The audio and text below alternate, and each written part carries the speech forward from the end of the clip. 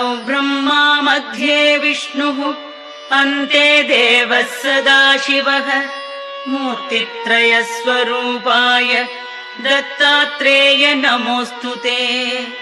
भोगालयाय भोगाय योगयोग्याय धारिणे जितेन्द्रियजितज्ञाय दत्तात्रेय नमोऽस्तुते।